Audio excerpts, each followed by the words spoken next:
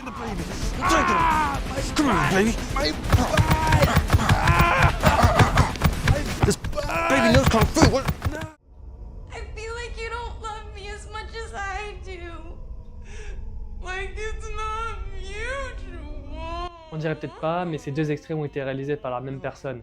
L'un provient d'une vidéo sortie sur YouTube en 2024, et l'autre d'un film sorti le 13 mai 2026 dans les salles françaises et qui a redonné goût à la Gen Z pour les salles de cinéma.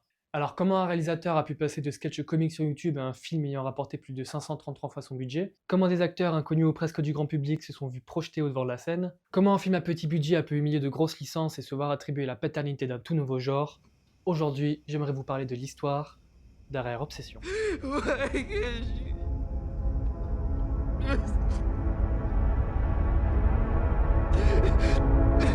Obsession, c'est le tout premier film de Curry Barker, ce gars-là, à être sorti en salle de cinéma. Il s'est fait connaître sur internet en postant des sketchs avec son ami Cooper Tomlinson, qui jouait également dans Obsession. Ils se sont rencontrés dans un programme d'acting à Los Angeles après que Curry ait déménagé de l'Alabama pour entrer dans une école de cinéma. Ils ont alors ouvert la chaîne That's a Bad Idea en 2017, où ils y ont posté leur première série, Roommate, puis des sketchs où ils parodient des genres de films, toujours avec les moyens du bord. Au fil du temps, ils gagnent en abonnés, en moyens et en expérience, et leur contenu se professionnalise. Ils tentent alors de faire des formats plus longs, mais aussi des plus courts, en faisant beaucoup de formats courts style TikTok, Reel Insta, Short YouTube, etc. C'est quasiment impossible que vous les ayez jamais vus si vous passez ne serait-ce qu'un petit peu de temps à scroller sur les réseaux. Puis en 2023, Curry Barker sort sur YouTube The Chair, un court-métrage d'horreur qui a été nominé pour la catégorie meilleur film au Los Angeles Short Film Fest et a été demi-finaliste du Burbank International Film Festival. La même année sort Enigma, écrit par Cooper et réalisé par Curry, puis peu de temps après Warning, dans lequel les deux amis jouent, réalisent et produisent. Ça fait 3 courts-métrages d'horreur en un an et ils sont tous très appréciés. Autant vous dire que les producteurs sont pas loin et qu'ils sentent un bon filon. T-Shop Productions contacte alors Curry pour lui proposer de faire une version longue de The Chair qui sortirait ensuite au cinéma. Mais Curry a préféré leur envoyer un autre projet, un thriller psychologique nommé Obsession qu'il avait en tête depuis quelques années. Et il a eu la révélation en regardant un épisode précis des Simpsons, la patte de singe. C'est un objet qui est associé aux vœux dans la culture américaine, un peu comme la lampe à huile chez nous. Dans cet épisode, Bart récupère une patte de singe et fait plein de vœux qui se retournent contre lui. La première version d'Obsession est donc envoyée, et on lui propose un contrat de 2 millions de dollars pour le réaliser, mais à une condition. Le scénario doit être changé pour que le personnage principal, Bear, devienne le héros. Barker refuse. Oui, alors parfois je vais l'appeler Curry, parfois Barker, c'est pour éviter de trop me répéter, donc faut suivre. Bref, Barker refuse, alors il n'aura que 1 million pour faire son film. Et pour la suite de la vidéo, je vais devoir spoiler méchamment le film, alors si vous voulez le découvrir tout seul, allez le voir et revenez après. Faut savoir que le film se regarde très bien même si on sait déjà ce qui se passe. Personnellement, je suis allé le voir en connaissant déjà la fin, mais ça m'a pas empêché de passer un bon moment. Donc n'hésitez pas à aller le regarder même si vous avez déjà été spoilé. Obsession, c'est l'histoire de Baron, surnommé Bear, qui a peur d'avouer ses sentiments à Nikki. Il fait alors le vœu qu'elle l'aime plus que tout au monde en brisant un One Wish Willow, l'équivalent d'une patte de singe dans l'univers du film. I wish Nikki Freeman loved me more than anyone in the entire world. Évidemment, le vœu s'exauce, mais d'une manière bien plus tragique que ce à quoi s'attendait Bear. Nikki devient comme possédée par une autre entité qui est complètement folle de Bear, au détriment de tout le reste. Curry met 8 mois à terminer le scénario du film, et il sort en même temps son premier long métrage, Milk and Cereal, également un projet d'horreur qui est disponible gratuitement sur YouTube et qu'il a réalisé avec seulement 800 $. Bon, maintenant qu'on a fait la présentation globale du film, on peut passer à la pré-production. Christian Mercury entend parler du film et se rattache au projet avec sa boîte de production, Capstone Pictures. Il est notamment connu à l'époque pour avoir produit Les Brasiers de la Colère, Fall, Silent Night, Breath et Don't Move. Bon, il a aussi produit Dumb and Dumber et Comment épouser un homme riche, mais on peut dire que c'est un gars qui s'y connaît en thriller. Commencent alors les essais de tournage. Pour avoir une bonne vision de ce qu'allait donner le film, Curry fait faire une prévisualisation en 3D. Ils ont donc dû refaire tous les décors, les plans de caméra et les mouvements des acteurs en 3D et adapter tel et tel plan. C'est une technique qui est souvent utilisée pour gagner du temps sur les tournages et être sûr que le projet tient debout. Au départ, le personnage de Bear devait être joué par Curry Barker lui-même. Et oui, je lui rappelle qu'il voulait d'abord être acteur avant de se mettre derrière la caméra. Mais il se ravise pour se concentrer sur la réalisation. Et il finit par recruter Michael Johnson après un casting où il irait incarner à la perfection un homme recherchant désespérément des marques d'amour. Alors je sais pas vous, mais moi je l'aurais pas forcément super bien pris. Mais il y en a une autre qui a aussi été impressionnante lors de son casting, et c'est Indy Navarrete. Elle a été proposée par notre bon vieux Cricri car elle avait déjà travaillé plusieurs fois avec Capstone Pictures et a donc auditionné pour le rôle de Nikki. C'est un rôle bien exigeant en termes de jeu car il faut sans cesse passer d'une émotion à une autre de manière naturelle, ou presque, et autant dire qu'elle a géré le game. Pour l'anecdote, le casting de Nikki s'y fait avec Michael pour tester un peu l'alchimie entre les acteurs. Et on a demandé à Indy d'interpréter rien d'autre que le monologue d'Hansel et Gretel, la scène de la voiture et le I Can Be Nikki. Ceux qui ont vu le film savent que c'est des scènes qui sont bien compliquées à jouer comme on les aime. Et c'est pour ça qu'on leur a demandé de les interpréter, pour voir les actrices passer par toutes les émotions du personnage. Indy a donc tout cassé à son audition, en mêlant parfaitement le rôle de victime et de menace, et est ressorti avec le rôle de Nikki dans sa poche, sans savoir que ce rôle allait peut-être changer sa vie.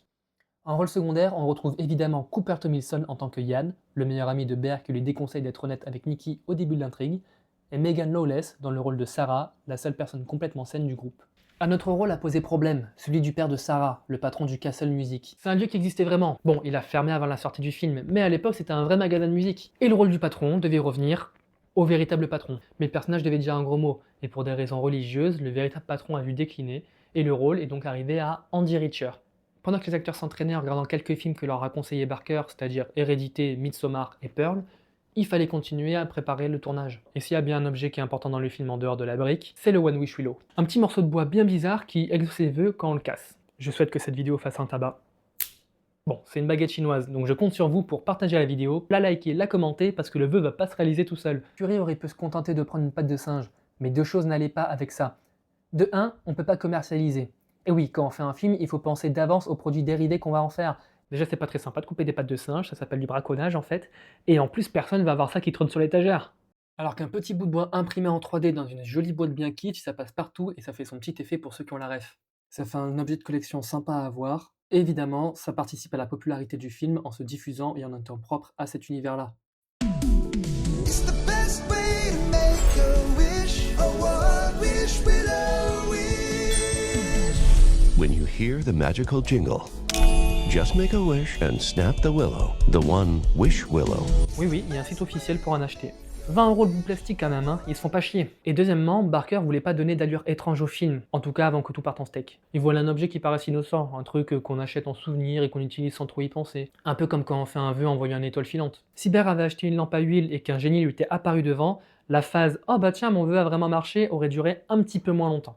C'était très important pour Barker de ne pas créer d'atmosphère angoissante dès le début du film. C'est aussi pour ça que la boutique où Bear achète son machin ne ressemble pas à une antre de sorcier maléfique ou à un endroit d'où on pourrait repartir avec un gremlins dans les pattes. Au contraire, c'est un lieu plutôt accueillant, un peu surchargé, mais une boutique de souvenirs en somme. À cause de ces choix, beaucoup de personnes dans son entourage se demandaient si Barker voulait faire une comédie ou un film d'horreur. En même temps, vu du palmarès du gars, c'est normal de se poser la question. Et ça a été au point où plusieurs personnes m'ont insisté pour lui faire retirer la scène où les billets tombent du ciel, parce que ça faisait selon eux trop comédie. Mais Barker a tenu ses positions et a gardé cette scène, qui au final n'est pas du tout comique. Il considère que l'humour et l'horreur sont deux genres qui sont très similaires, parce qu'ils essaient tous les deux de créer une forte émotion chez les spectateurs. Une même scène, selon le degré et l'ambiance du film général, peut faire soit rire, soit flipper. Bon, tout le monde est prêt? On a les acteurs, les accessoires, l'équipe et les scénarios. Et ben on peut commencer à tourner. Dans ce rôle, Indy Navarrete incarne une jeune femme sous l'emprise d'un vœu qui l'oblige à aimer son ami, qu'elle considérait comme un petit frère il y a encore quelques heures, plus que tout au monde, plus qu'elle-même, et qui en plus passe d'une émotion à l'autre en un claquement de doigts. On peut parler d'un rôle compliqué, oui, surtout que Curie a été très clair, ce n'est pas un film qui parle de possession, on n'est pas dans l'exorciste là, on est dans obsession. Alors les émotions sont pas celles d'un démon, c'est celles d'une personne qui n'a plus aucune limite physique ou mentale. À ça, on rajoute le fait qu'il n'y a quasiment pas d'effets numériques qui ont été utilisés, quelques ajustements de vitesse par-ci par-là, mais pas d'IA, pas de 3D, bref, 90 à 93% des effets spéciaux sont des effets pratiques. Pour la scène du pipi, c'est une poche médicale attachée discrètement, les grimaces sont réelles et même ce maquillage terrifiant type Uncanny, on en parlera plus profondément dans une prochaine vidéo, a été entièrement fait sur le tournage. Pour jouer Nikki, il fallait donc une palette de jeux assez énorme. Indy s'est inspiré de Georgina dans Get Out, un film de Jordan Peele, qui a démarré avec le duo Key & Peele en faisant des sketchs humoristiques pour ensuite se tourner vers l'horreur en réalisant aussi Nope et Us. Dans Get Out, Georgina est enfermée dans son propre corps après qu'une autre entité en ait pris le contrôle. Et elle va faire ça. Oh, no. No. No. No, no, no, no, no, no, no, no, no, no, no, no. I do something. No. No, no, no. What? No, no, no, no, no, no, no, don't do that! Difficile de ne pas avoir une certaine inspiration de la part de Curie. Le premier jour de tournage arrive, et pour Indy, c'est la fameuse scène du lit où elle reprend conscience d'elle-même. De toute façon, les premières scènes qui ont été tournées, c'était celles qui se passaient dans la maison de Bear. Faut bien se dire qu'à ce moment-là, ni Barker ni l'équipe n'avaient vu Indy jouer pleinement son personnage. Et apparemment, ils flippaient vraiment qu'Indy soit pas à la hauteur du rôle. Mais bon, faut bien commencer à tourner, alors moteur, ça tourne au son, ça tourne à la caméra, action! What the fuck? Elle a tué le game. Dès la première prise, Curie et Michael se rendent compte qu'elle a joué Nikki à la perfection, et parfois un peu trop même. C'est au point où Michael avait parfois vraiment peur d'elle, parce qu'Indy ne voulait pas lui montrer ce qu'elle allait faire, comme ça leurs deux réactions étaient parfaitement naturelles. Le tournage commence donc en octobre 2024 pour 26 jours, avec une petite fête de reshoot, notamment pour rajouter la toute première scène. Au départ, le film devait commencer avec un plan sur Bear, puis sur le chat mort, et enfin la télé où passer un film romantique, pour que la fin du film soit un rappel au début et clôt la boucle. Et la discussion entre Bear et Ian sur le fait d'avouer ses sentiments à Nikki devait se faire au téléphone avant qu'ils aillent à la soirée. Ils ont donc rajouté la scène au restaurant, ce qui permet d'avoir plus d'empathie pour Bear, de mieux présenter Ian et de commencer sur un film avec un ton un poil plus léger. Faut savoir que 26 jours de tournage pour un film avec autant de décors, de lieux et une ambiance aussi marquée qu'Obsession, c'est pas énorme. D'après Curie, il devait tourner entre 5 et 6 pages de scénario par jour, et ça, pour avoir fait des tournages beaucoup moins ambitieux, je peux vous dire que c'est énorme. Et encore, certains reshoots n'ont pas pu être faits. La scène de la fête entre amis devait être allongée, mais la maison dans laquelle elle a été tournée est tout simplement partie en fumée pendant les incendies de Los Angeles.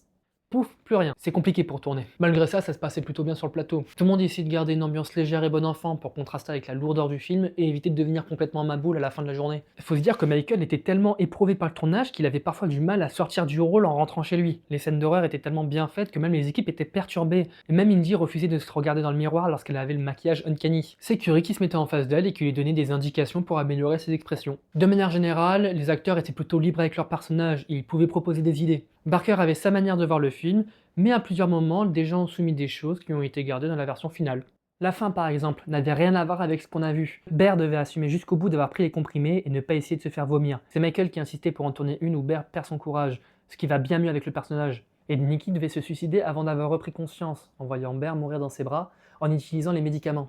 C'est le père de Curie, qui a d'ailleurs écrit la version trash du monologue d'Hansel et Gretel, qui lui a demandé de tourner une version où elle se suicide pas, pour laisser les spectateurs spéculer sur ce qui allait lui arriver.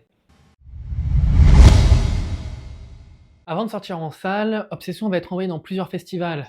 C'est à cette occasion que le film va remporter le Stage People Choice Award, que Blumhouse Productions va rejoindre le projet. Vous les connaissez pour ces films-là. Après les premières projections, la scène de la brille dans la voiture a dû être raccourcie pour ne pas passer en moins 17 dans les salles. C'est sûr que le film est beaucoup moins trash avec 3 coups de break en moins. En tout cas, le film est un succès dans les festivals et est prêt pour sortir au cinéma. Pour la promotion, on reste à quelque chose à la hauteur du budget du film. Sobre, mais créatif. Déjà, on pouvait envoyer des messages à Nikki avec le numéro qui s'affiche à l'écran, et on finissait par recevoir des réponses de plus en plus étranges, un peu comme si on sortait vraiment avec Freaky Nikki. Mais il y a eu aussi un panneau d'affichage bien spécifique à Los Angeles, avec le numéro pour parler à Nikki, qui s'y retrouvait de plus en plus annoté de messages complètement psychotiques. Je sais pas vous, mais moi ça me donne vraiment froid dans le dos. Mais est-ce que ça a vraiment porté ses fruits? Faut savoir que pendant la tournée marketing pré-sortie du film, Barker a pris un One Wish Willow et l'a brisé en tweetant pour que le film soit un succès au box-office. Et c'est à se demander si le truc est pas vraiment magique. Le film fait un carton à l'international. 7 millions de spectateurs le premier jour, 17 millions la première semaine, ratant de peu l'objectif du manager de Curie qui a dit que si le film faisait 20 millions la première semaine, il se faisait tatouer un One Wish Willow. Et franchement t'abuses là, un petit effort quand même pas un petit tatouage. Le film était juste après Michael et Le Diable s'habille en Prada 2 quand même. La deuxième semaine, 27 millions de spectateurs en plus. Et la troisième, alors là, Obsession est un des rares films sortis hors vacances à avoir une augmentation de places achetées les 3 premières semaines consécutives. Le dernier à avoir fait ça, c'était E.T. quand même. Et Barker n'y était pas pour rien d'ailleurs. Vu qu'il voulait voir la vraie réaction des gens, ça lui arrivait plusieurs fois d'aller acheter son petit billet et de s'incruster dans une salle. Au début, il n'avait pas prévu de rester jusqu'à la fin du film. En même temps, avec le montage des festivals, il est resté jusqu'à la fin. 4 fois. Le film est partout sur internet. La fameuse scène du No, no, no, no, don't do that! est vite devenue un mème sur les réseaux. Oh no, no, don't do that! Il y a des théories qui fument partout sur TikTok, Instagram, X, YouTube pour essayer d'expliquer un peu le lore du film. Une véritable obsession pour obsession. Ah oui, ça va, j'étais obligé de la faire, hein. La Gen Z s'est clairement emparée du phénomène. 75% des spectateurs font partie des 18-30 ans. C'est pas rien quand même, surtout quand on sait que c'est la tranche d'âge qui va le moins au cinéma depuis pas mal d'années, avec l'essor des sites de streaming et les prix des places qui augmentent beaucoup. Pourtant, les jeunes retournent massivement voir le film. Ils filment quelques extraits sur leur téléphone, le diffusent sur internet et ils font la promotion à la place de Barker sans même le savoir. Et les avis sont dithyrambiques. 94% sur Rotten Tomatoes, 3,9 étoiles sur 5 sur Allociné, 8 sur 10 sur IMDb, c'est un carton plein. La performance des acteurs est saluée par tout le monde, surtout Indy Verity qui était projetée au rang de chouchoute pour les films d'horreur, en espérant qu'elle n'ait pas la même carrière que Jenna Ortega. Elle est partout, invitée sur les plateaux télé, sur les réseaux, et les gens l'aiment parce qu'elle est simple. Elle se prend pas la tête et joue pas la comédie. Son charisme naturel fait qu'on l'apprécie rien qu'en la voyant. Et évidemment, le fait qu'elle soit très belle aide beaucoup à la faire devenir la crush de pas mal de spectateurs. Et l'alchimie avec Michael marche super bien pour les interviews, c'est vraiment un plaisir de les voir parler ensemble. Et pour Curie, alors là, c'est l'autoroute d'Hollywood qui s'ouvre. Bon, déjà, ces courts-métrages, ils ont fait quelques millions de vues en plus. Mais on lui a aussi proposé de faire le remake de Massacre à la tronçonneuse. Et la rumeur court qu'un studio lui aurait proposé une somme à 8 chiffres pour faire n'importe quel projet. Tant que c'est lui qui le réalise, bien sûr. Faut dire, quand t'as pas la barre des 450 millions au box-office avec un budget de seulement 750 000 $, le film a mis un gros coup à l'industrie. Curry Barker a 26 ans et le premier réalisateur à avoir atteint des tels chiffres. Il a dépassé Steven Spielberg qui à 27 ans avait fait Les Dents de la Mer quand même. Il a vraiment fait un parcours à l'ancienne, le petit jeune de l'Alabama qui déménage à Los Angeles, qui fait des sketchs, qui gagne en popularité et qui explose tout avec son premier film produit. Mais pour Curry, aller à Los Angeles c'était surtout une manière de se mettre dans une ambiance générale qui amène à croire qu'on peut faire du cinéma. Il y en a partout là-bas. C'est quasiment une ville entière qui est dédiée à cet art. Alors en vivant là-bas, on s'en imprègne et on croit que tout est possible. Pour 20 000 jeunes qui sont connus, un Curry Barker sort du lot. Et on sait pas qui sera le prochain. Curry explique son succès. Pas facile à dire ça. Curry explique son succès en disant qu'il prend surtout pas les spectateurs pour des cons. À force de faire des petits projets, il s'est rendu compte que des gens, et surtout les jeunes qui sont très présents sur les réseaux, remarquent des détails que Barker aurait jamais cru revoir en commentaire. Les jeunes adultes en ont marre des films débiles où tu souffles tellement c'est n'importe quoi, des effets spéciaux à outrance, des blockbusters avec des centaines de millions de budget ou encore des franchises qui n'en finissent jamais. On veut retrouver un cinéma plus terre à terre, proche de nous, qui nous fait réfléchir sur nous-mêmes et qui parle de nous. Pas juste un tueur en série qui nous court après, ça on en a marre. Une chose qui fait qu'Obsession est si populaire auprès de la Gen Z, c'est qu'il parle d'un sujet qui touche cette génération, les incels. En créant un nouveau genre de film appelé l'incel horror, Barker met l'accent non pas sur la dangerosité d'un psychopathe, mais d'un homme qui, parce qu'il n'ose pas avouer ses sentiments, se sent victimisé par les femmes et refoule son mal-être en les faisant souffrir. Curry s'inscrit donc dans la lignée des films d'horreur modernes qui accentuent des problèmes du quotidien, plutôt que créer des situations improbables. En tout cas, Curry travaille déjà sur son prochain film. Il est en phase de montage et il y joue, évidemment avec Cooper, mais aussi avec Aaron Paul et Bryce Dallas Howard. Le succès d'Obsession lui a mis forcément une grosse pression. Après un tel carton, t'as peur de faire un film qui déçoit tout le monde. À voir ce que ça donne, en tout cas moi je vais suivre ça de près. Petit ombre au tableau maintenant. Après le succès du film, Sarah Choi, qui était directrice artistique, a fait un post pour se plaindre des conditions de tournage sur les films à petit budget. On y est généralement mal payé et on doit faire plusieurs rôles à la fois par manque de personnel. Bon, 300 $ par jour, ça fait quand même 7 900 € pour 26 jours de tournage. N'ayant fait que des projets bénévoles où tu fais à peu près tous les rôles possibles imaginables en même temps, j'ai du mal à voir où est le problème. J'imagine que quand tu travailles dans l'industrie, c'est quelque chose de choquant. En tout cas, l'univers d'Obsession a de beaux jours devant lui. Des fanfictions sont déjà écrites, des courts-métrages alternatifs vont certainement popper au fur et à mesure pour montrer d'autres utilisations du One Wish Willow, et même Barker parle souvent de l'idée de faire une série où chaque épisode serait les conséquences d'un vœu, mais pas forcément de manière négative. Parce qu'il faut pas oublier que certains vœux peuvent être positifs. Merci d'avoir regardé cette vidéo, n'hésitez pas à la partager autour de vous, à me dire ce que vous en avez pensé en commentaire. Sur ce, moi je vous dis à la prochaine.